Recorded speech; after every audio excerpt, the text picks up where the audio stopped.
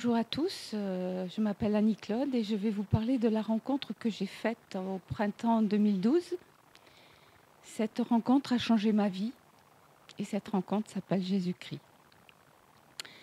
J'étais une enfant solitaire, mes parents avaient une propriété et avaient beaucoup de travail, donc je me suis élevée toute seule, comme l'a reconnu ma mère plusieurs années après.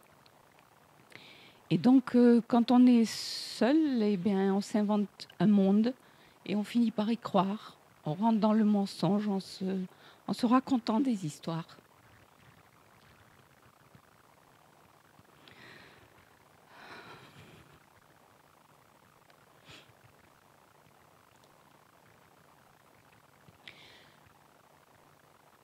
Et, et j'ai appris plus tard qu'on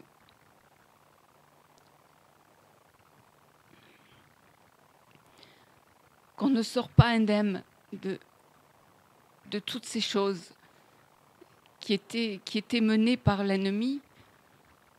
Et lors de ma délivrance, quand j'ai donné mon cœur au Seigneur, j'ai appris des choses sur le monde des ténèbres que je ne... Pourtant, j'étais attirée par ça, mais je n'en connaissais pas la profondeur. Et j'ai compris que tous les actes que j'avais posés dans ma vie étaient menés par ça, par ces ténèbres. Et le Seigneur savait qu'un jour, je viendrais avec lui. Donc il m'a laissé longtemps, puisque c'est à 57, 58 ans que je suis venue à lui. Et j'étais, dans toute cette période, j'étais attirée par le tarot, l'astrologie, les pendules. J'ai même appris le shiatsu, mais tout ça pour aider les gens. Mais j'avais le cœur pour ça, mais je n'avais pas les bonnes méthodes, parce que je n'avais pas encore rencontré le Seigneur. Et le Seigneur m'a montré qu'après tout ça, ça ne venait pas de lui. Et donc j'ai dû être délivrée de tout ça. Et en plus, on avait dans notre famille des gens qui pratiquaient l'occultisme, et dont un à outrance, un arrière-grand-père, et qui, pour avoir ses super pouvoirs, avait condamné certains membres de la famille, et dont je faisais partie. Mais le Seigneur a changé tout cela. Et là, j'ai compris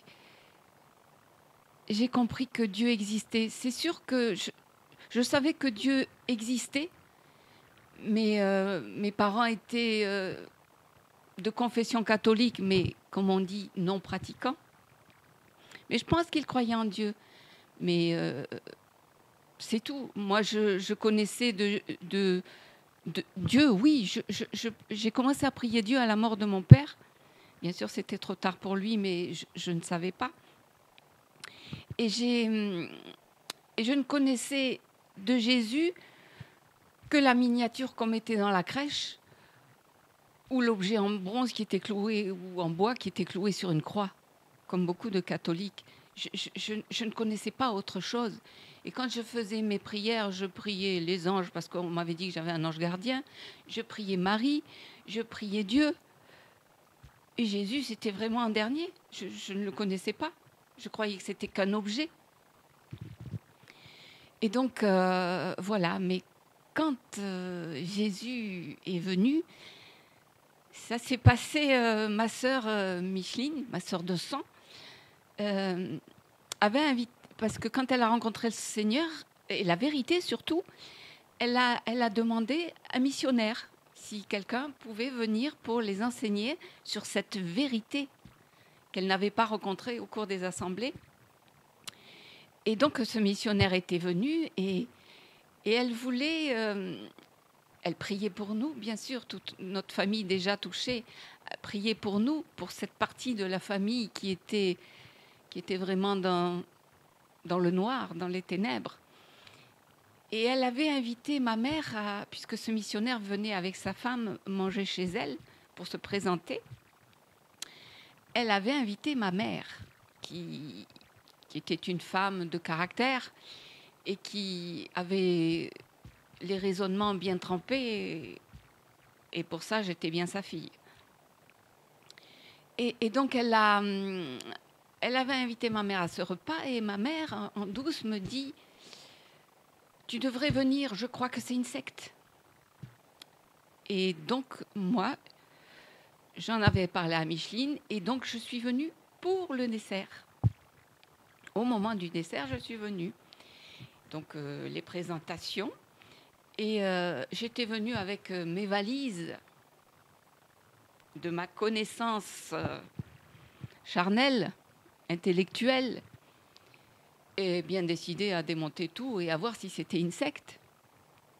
Mais je me suis aperçue qu'après, ce n'était pas des valises que j'avais, c'était un mur. Un mur.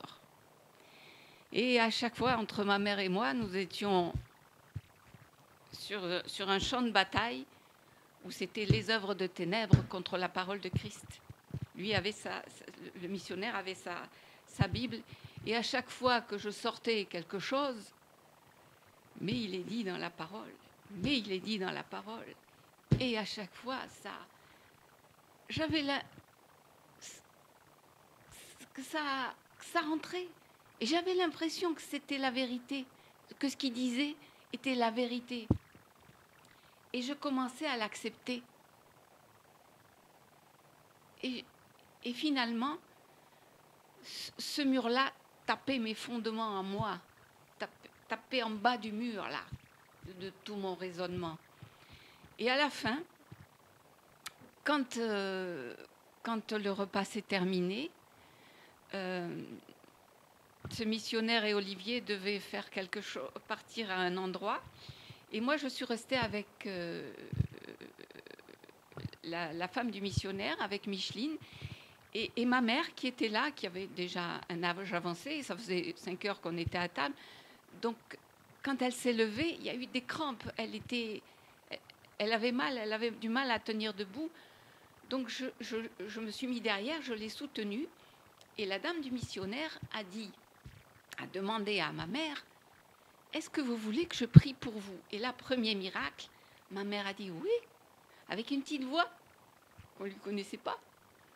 Ça a été le premier miracle. Et le deuxième miracle, ça a été que quand la dame a commencé à prier, c'est moi qui me suis effondrée. Mon mur est tombé. Et là, j'ai rencontré Jésus. Et après, le lendemain, je crois qu'on avait une assemblée, on se réunissait dans une assemblée, donc je ne connaissais pas. Ils commençaient tous à chanter, je ne connaissais pas. Et tout ça pour révéler un esprit de mort, parce que j'avais décidé de mettre... Le Seigneur est venu me chercher parce que j'avais décidé de mettre fin à mes jours. Et donc là, j'étais délivrée d'un esprit de mort. Je ne voulais pas crier parce qu'il y avait des enfants, je ne voulais pas leur faire peur. Mais c'est un cri qui est venu du propos...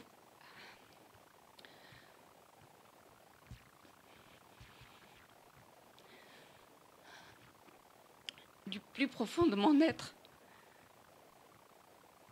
Une douleur. Et après, j'ai pu au fur et à mesure marcher avec lui. Et le Seigneur m'a ouvert les yeux sur le monde spirituel, sur tout ce qui se passait. Et j'ai pu comprendre à qui j'appartenais avant, car j'étais devenue une enfant de Dieu. Je pense que je l'ai toujours été, mais j'avais été consacrée à quelqu'un d'autre. Et ça, le Seigneur l'a arrêté, a coupé tous les liens, a coupé le... Je ne savais pas qu'un esprit humain pouvait habiter quelqu'un. Je ne savais pas que je pouvais être l'épouse d'un démon. Tout ça, le Seigneur l'a arraché. Il a tout coupé. Par son épée tranchante, par sa parole, il a tout coupé. Je te rends gloire, Seigneur, pour ça.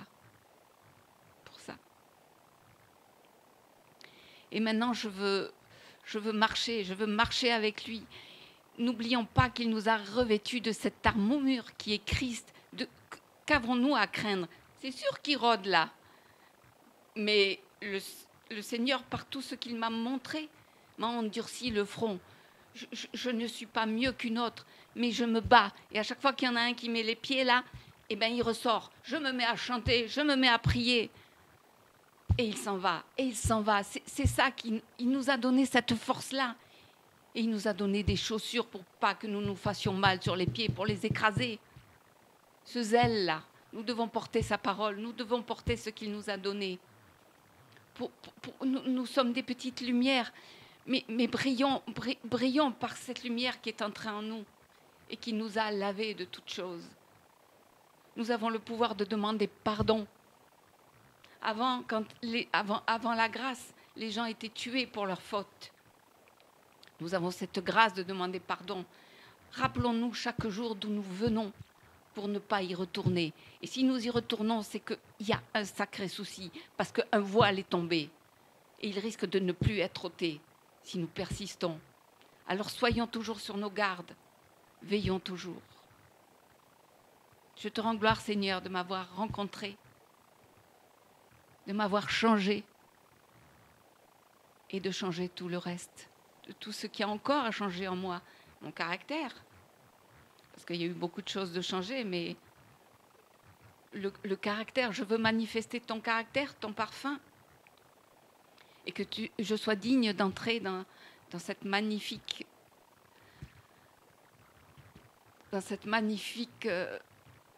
maison que tu m'as montrée, Seigneur. Je veux en être digne. Et que tous ceux qui sont perdus dans ce monde, ils ont peut-être, toi seul connais les cœurs, ils ont une chance. Ils ont une chance de te rencontrer. Que nous ne nous fermions pas à cela. Que nous ayons un cœur disposé. Et nous travaillons auprès de nos familles pour qu'un jour, ces choses-là arrivent. Je te rends gloire, Seigneur, pour toutes tes œuvres et pour ce que tu as fait pour moi. Et je vous souhaite, pour ceux qui ne l'ont pas fait encore, de le rencontrer. Amen.